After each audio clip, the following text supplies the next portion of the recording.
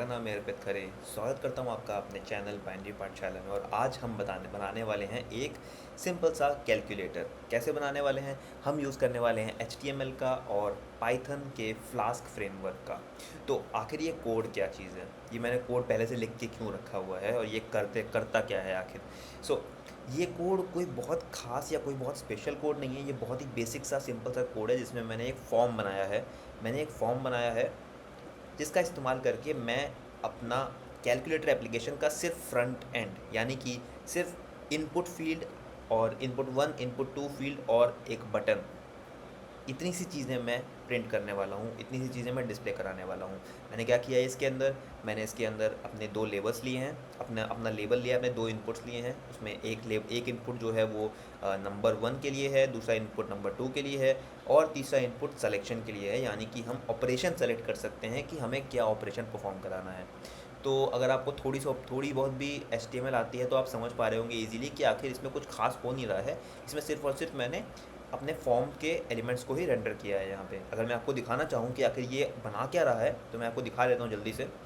मैंने यहाँ पे इसको मैं ओपन करूँगा और ब्राउज़र बिल्ट इन प्रीव्यू, तो आप यहाँ देख सकते हैं इजीली कि यहाँ पे कुछ नहीं हो रहा है, सिर्फ और सिर्फ एक सिंपल कैलकुलेटर का फ्रंट एंड डिज़ाइन हुआ है जिसमें मैं नंबर की वैल्यू इनपुट कर सकता हूँ, नंबर 2 की वैल्यू इनपुट कर सकता हूँ और 4 ऑपरेशन में से कोई एक ऑपरेशन को सेलेक्ट कर सकता हूँ और कुछ भी खास नहीं किया है मैंने इसके अंदर। ओके, अब जो खास बात आती है वो है एक्चुअली में इस कैलकुलेटर की फंक्शनैलिटी, जिसको पढ़ने के बाद आप एक्चुअली समझ पाएंगे कि फ्लास्क का एप्लीकेशन कैसे काम करता है और किसी भी वेब एप्लीकेशन जो कि आप पाइथन से बना रहे हैं उसका बैकएंड कैसे काम कर रहा होता है। चलिए शुरू करते हैं। सबसे पहली चीज़ जो आपको करनी होती है किसी भी फ्लास्क की एप्लीकेशन पे काम करते वक्त वो है कुछ लाइब्रेरीज़ को इंपोर्ट करना। वो क्या है तो मैं सबसे पहले कर देता हूँ इनको।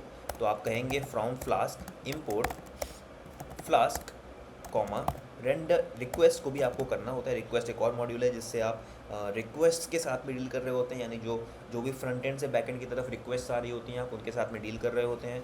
फिर बात करेंगे हम रेंडर टेम्पलेट की। रेंडर टेम्पलेट फंक्शन का हम इस्तेमाल करते हैं अपने फ्रंट एंड को रेंडर करने के लिए। अपना जो HTML पेज है जो हमने यहाँ बनाया है अभी, उसको रेंडर करने के लिए हम इसका यूज़ करते हैं। और ये 3 लाइब्रेरीज़ को ही हमें इंस्टॉल करना है और हमारा काम हो जाएगा। ओके, इसके बाद क्या? इसके बाद जो अगला काम हमें करना है वो है अपने लिए एक ऐप बनाने का। तो आखिर ये ऐप क्या चीज़ है? तो मैं कहूँगा app equals to Flask double underscore name double underscore, that's it. ऐसा करने से क्या हुआ? ऐसा करने से एक फ्लास्क लाइब्रेरी का एक बेसिक वेब ऐप तैयार हो गया और अब हम इस वेब ऐप का इस्तेमाल करके अपने वेब एप्लीकेशन को बना सकते हैं। तो पाइथन की खास बात यही है कि इसमें आपको कोई भी टास्क को परफॉर्म करने के लिए बहुत ज़्यादा कोड नहीं लिखना होता है। आपको basic simple one liner command का इस्तेमाल करके आप बड़े से बड़ा टास्क को अचीव कर सकते हैं। तो हमने लाइब्रेरीज़ को इंपोर्ट कर लिया, हमने अपना एक ऐप तैयार कर लिया। अब क्या? अब हमें बताने हैं कि इस ऐप के अंदर, इस वेब ऐप के अंदर कौन से रूट्स होंगे, यानी कि हमें बताना होगा कि कौन से पर्टिकुलर पेज को टारगेट करने पे क्या फंक्शनैलिटी स्टार्ट होगी, क्या फंक्शनैलिटी रन होगी। कैसे करेंगे हम ये? हम करेंगे ऐप डॉट राउट का इस्तेमाल। इसका इस्तेमाल करने से क्या होगा?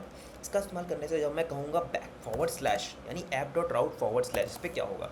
इसका मतलब ये होगा कि जब भी इस ऐप को फॉरवर्ड स्लैश नाम का हम पेज टारगेट करेंगे, यानी कि होम पेज टारगेट करेंगे, तो हमें ये जो नीचे मैं फंक्शन लिखने वाला हूँ वो रन कराना है। कैसे कैसे होगा ये? मैं कहूँगा डेफ कैलकुलेटर और क्या करना है इसमें? कुछ नहीं करना है। मैं कहूँगा रिटर्न रेंडर टेम्पलेट और यहाँ पे मैं क्या कह दूँगा? यहाँ मैं कह दूँगा इंडेक्स डॉट HTML। तो आखिर ये पर्टिकुलर लाइन काम क्या कर रही है? ये पर्टिकुलर लाइन काम ये कर रही है कि जब भी हमारा पाइथन का कंट्रोल इस पर्टिकुलर रूट पे टारगेट करना चाहेगा तो हम इसके अंदर एंट्री मारेंगे और रेंडर टेम्पलेट नाम के फंक्शन का यूज़ करके हम index.html फाइल जो कि इस टेम्पलेट्स नाम के फोल्डर के अंदर बैठी हुई है उसको यूज़ करके हम फ्रंट एंड पे फेंक देंगे, फ्रंट एंड पे प्रोजेक्ट कर देंगे। तो क्या इसके लिए टेम्पलेट्स नाम का फ़ोल्डर ज़रूरी है? जी हाँ, बिल्कुल ज़रूरी है। टेम्पलेट्स नाम के फ़ोल्डर के अंदर ही आपकी सारी टेम्पलेट फाइल होनी चाहिए, सारी index.html फाइल होनी चाहिए। यानी कि जब भी आप रेंडर टेम्पलेट फंक्शन का यूज़ करेंगे तो वो बाय डिफ़ॉल्ट आपका index.html यानी आपका टेम्पलेट्स फ़ोल्डर के अंदर से ही टेम्पलेट उठाएगा। बाहर से अगर आप बाहर रख दोगे या टेम्पलेट की स्पेलिंग गलत करोगे तो ये वर्क नहीं करेगा, तो आपको राउटिंग में कुछ और चेंजेस करने पड़ेंगे, वो हम बाद में कवर करेंगे दूसरी वीडियोज़ में। तो आपको सिंपल रखना है अपने ऐप को, तो आप सिर्फ और सिर्फ index.html को रख के अपना काम कर सकते हो। ओके, तो मैंने अपना रूट डिसाइड कर दिया, मैंने अपने रेंडर टेम्पलेट के थ्रू क्या यूज़ करके अपनी index.html फाइल को रेंडर करके फ्रंट एंड पे प्रोजेक्ट भी कर दिया। अब क्या, अब जो अगला काम है वो है कि जब पोस्ट रिक्वेस्ट आए, यानी कि जब हमारा जो फ्रंट एंड पेज है वो इस सबमिट बटन पे क्लिक होने पे वो स्लैश कैलकुलेट मेथड को टारगेट करें, तो क्या होना चाहिए। उसके लिए हम एक और राउट का यूज़ करेंगे, हम कहेंगे @app राउट, और अब हम कहेंगे यहाँ पे /कैलकुलेट। ध्यान रखिएगा कि आपकी स्पेलिंग्स दोनों ही जगहों पे सेम होनी चाहिए, यानी यहाँ जो आपने कैलकुलेट लिखा है वो इस कैलकुलेट के बराबर होना चाहिए। कई बार बहुत से लोग ये गलतियाँ करते हैं कि उनका ऐप क्रैश कर रहा होता है, वो सिर्फ इसलिए क्योंकि कैलकुलेट की स्पेलिंग या / के बाद में उन्होंने जो भी नेम यूज़ किया है, जो भी आइडेंटिफायर यूज़ किया है, वो मैच नहीं करा रहे होते हैं, जिसकी वजह से फ्लास्क आइडेंटिफाई नहीं कर पाता है, ढूंढ नहीं पाता है। तो मैंने अपना मैंने अपना राउट दे दिया है। अब मैं दूंगा साथ में एक मेथड कि कौन सा मेथड के थ्रू रिक्वेस्ट आ रही हो जब ये पर्टिकुलर फंक्शन रन होना चाहिए। मैं कहूँगा पोस्ट मेथड क्या होता है, गेट मेथड क्या होता है। तो इसके बारे में अगर आप थोड़ा बहुत भी जान रहे हो तो अच्छी बात है, नहीं जानते हैं तो मैं बता देता हूँ कि गेट मेथड का यूज़ करके आप पेजेस को गेट यानी लेते हैं, पोस्ट मेथड का यूज़ करके आप पेजेस में डेटा देते हैं। ओके, सो जब भी आ रहा होता है, जब भी डेटा हम दे रहे हैं तो हम पोस्ट का यूज़ कर रहे हैं, राइट। मैं कहूँगा डेफ कैलकुलेट, और इसके बाद क्या, इसके बाद मैं इस मेथड के अंदर क्या करूँगा, इस मेथड के अंदर मैं जो रिक्वेस्ट आई है उस रिक्वेस्ट के सारे डेटा को हैंडल करूँगा, उस रिक्वेस्ट के सारे डेटा को पहले कैप्चर करूँगा। वो कैसे होगा, मैं कहूँगा num1 equals to float, and उसके बाद मैं क्या कहूँगा, उसके बाद मैं कहूँगा रिक्वेस्ट डॉट फॉर्म के अंदर क्या num1। ओके, मैंने इस लाइन में क्या किया, मैंने इस लाइन में ये किया कि मैंने सबसे पहले मैंने रिक्वेस्ट जो आई है, कहाँ से आई है, यहाँ से आई है, इस रिक्वेस्ट को मैंने लिया और इससे मैंने फॉर्म के अंदर गया। इस रिक्वेस्ट के अंदर एक फॉर्म था, इस रिक्वेस्ट के अंदर ये फॉर्म है, इसके अंदर गया मैं और इसके अंदर से मैंने num1 नाम के इनपुट को यहाँ पे स्टोर कर दिया। ओके, बट एक और यहाँ पे कैच है, वो ये है कि जब भी कोई भी हम इनपुट के साथ में डील कर रहे होते हैं तो वो जनरली पाइथन में बाय डिफ़ॉल्ट स्ट्रिंग टाइप का होता है, बट क्योंकि हम कैलकुलेटर बना रहे हैं तो हमारे लिए ज़रूरी है कि हम इस स्ट्रिंग को कन्वर्ट कर दें फ्लोट में, राइट, फ्लोट में या इंटीजर में, जैसा आपका मन हो, राइट। तो ये मैंने किया। अब यही काम मैं अगले के लिए भी करूँगा, यानी num2 करूँगा, राइट, num2 और num2। ओके, तो यहाँ तक मैंने अपने दोनों ही इनपुट्स को ले लिया है, बहुत अच्छी बात है। इसके बाद क्या, इसके बाद मैं ऑपरेशन को भी ले लूँगा। ऑपरेशन क्या है, ऑपरेशन यानी जो आपने सेलेक्ट मेन्यू का यूज़ करके आपने सेलेक्ट किया था, आपने ऐड किया होगा, सब्सट्रैक्ट किया होगा, मल्टीप्लाई किया होगा, डिवाइड किया होगा, ये सब ऑपरेशंस हैं जो आपने सेलेक्ट किए होंगे। मैं इनको भी कैप्चर करना मेरे लिए ज़रूरी है, तभी मैं टास्क परफॉर्म कर पाऊँगा उसके बेस पे। मैं क्या कहूँगा, रिक्वेस्ट डॉट फॉर्म, इसके बाद क्या, इसके बाद मैं कहूँगा ऑपरेशन। स्पेलिंग चेक कर लीजिए एक बार, स्पेलिंग क्या सेम है, हाँ बिल्कुल सेम है, स्पेलिंग बिल्कुल सेम है, ऑपरेशन। Okay, nice. अब क्या हुआ, मैंने तीनों ही इनपुट को कैप्चर कर लिया है। अब मैं आऊँगा टास्क परफॉर्म करने पे। मैं क्या कहूँगा, मैं कहूँगा if operation is exactly equals to add, यानी कि अगर ऑपरेशन के अंदर जो वैल्यू है वो ऐड है तो क्या करो, तो कुछ मत करो, तो एडिशन कर दो, सिंपल। मैं क्या करूँगा, मैं कहूँगा res equals to num1 plus num2, right. इसके बाद क्या, इसके बाद मैं कहूँगा ऑपरेशन इक्वल्स टू, सिमिलरली मैं ऐसा काम सब्सट्रैक्शन के लिए भी कर सकता हूँ। मैं कहूँगा res equals to num1 minus num2। Okay, sounds great, right. कुछ भी नहीं किया मैंने सिर्फ और सिर्फ जो ऑपरेशन था इफ़ एल्स कंडीशन के यूज़ करके मैंने उनको आइडेंटिफाई किया है, उनको मैंने डिफाइन किया है कि उस पर्टिकुलर ट्रिगर होने पे क्या करना है।